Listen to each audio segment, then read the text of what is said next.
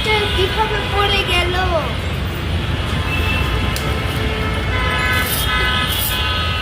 উঠাই দিলাম, এত বাতাস, এত বড় এই যে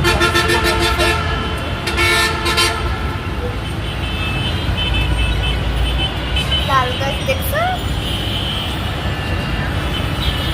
সবুজ গাছ দেখছো, তারপরে গোলাপি পাতা দেখছো, শাক দেখছো, কিন্তু লাল গাছে তো দেখো নাই।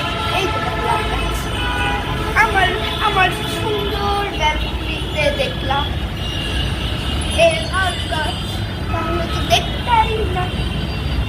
আমি ভাবতেছিলাম যে সবুজ ঘাস আসলো, লাল গাছও মনে হয় আসলো, সুন্দর লাগতেছে এতগুলো পাতা। এই গাছে ফুল ধরে কিন্তু ফুল আবার ঝরে দেয়। এই গাছের ফুলের নাম তো তোমরা গেস করো তো, এটা কি ফুল? আমি নিজেও জানি না এটা কি ফুল, তোমরা গেস করো তো। এটা হলো সাপ্রাইসিং গাছ, এই পেঁপে গাছটা। এটা কোন দিক দিয়ে আসছে আমরা নিজেও জানি না, আমরা লাগাই না, আমার আম্মু কেউই লাগাই নাই। আমি ভাবছি যে এটা মনে কিছু গাছ, তো আমি পানি দিচ্ছি, কন্টিনিউ পানি দিতে দিতে এটা গাছ উঠে গেছে। ছোট অনেক সুন্দর লাগতেছে না পেঁপে গাছটা, মনে পেঁপে ধরবে, আমি পেঁপে খাইতে পারবো।